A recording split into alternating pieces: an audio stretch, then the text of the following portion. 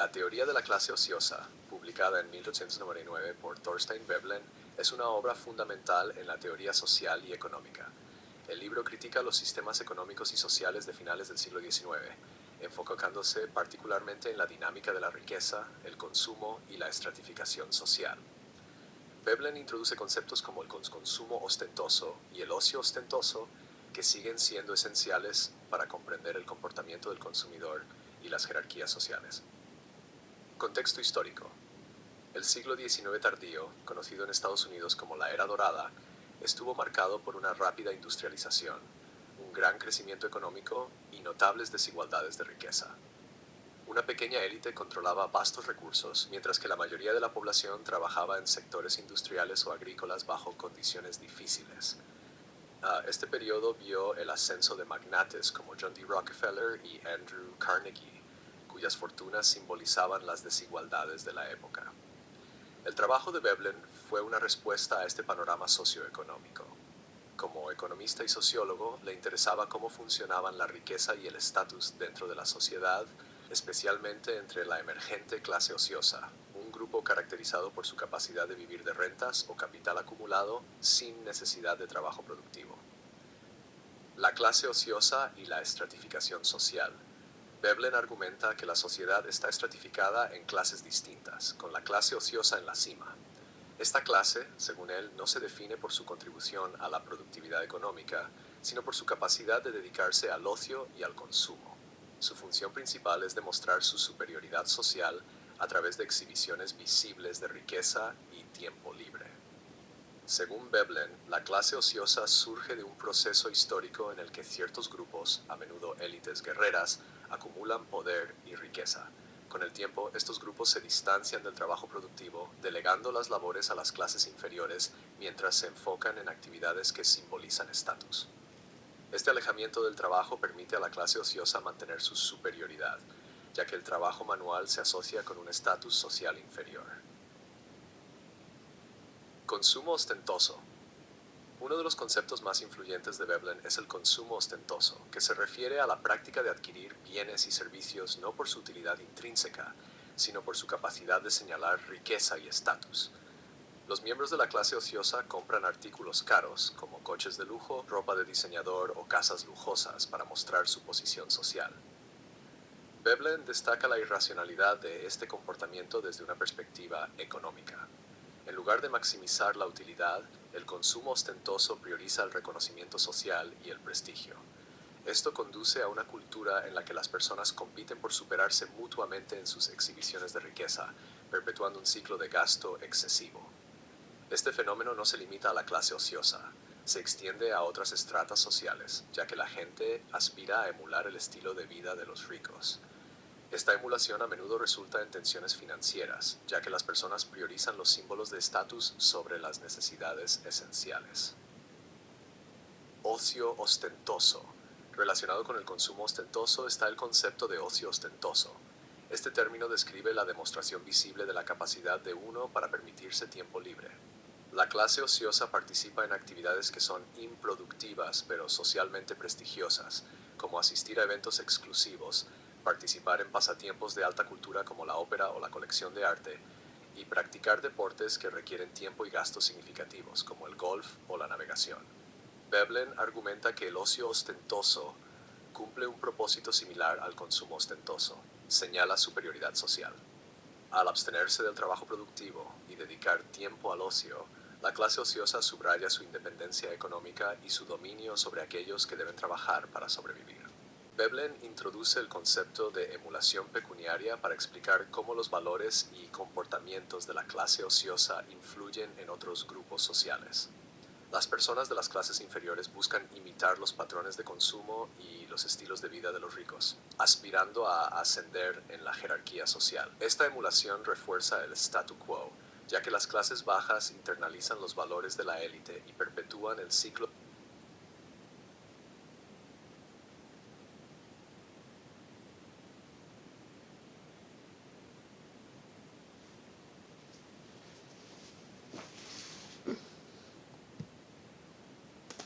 Here's the text you requested, emulación pecuniaria.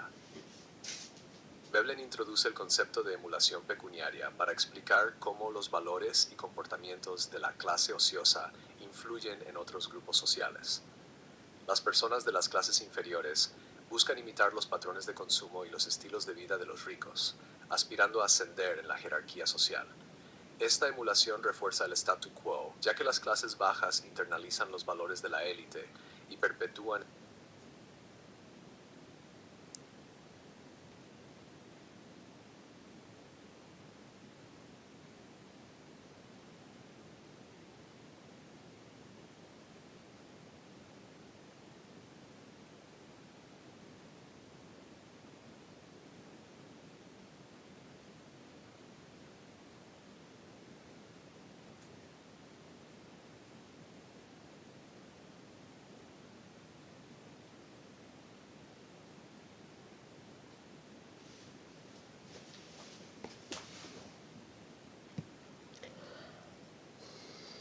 Here's the text you requested.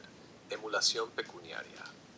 Veblen introduce el concepto de emulación pecuniaria para explicar cómo los valores y comportamientos de la clase ociosa influyen en otros grupos sociales. Las personas de las clases inferiores buscan imitar los patrones de consumo y los estilos de vida de los ricos, aspirando a ascender en la jerarquía social.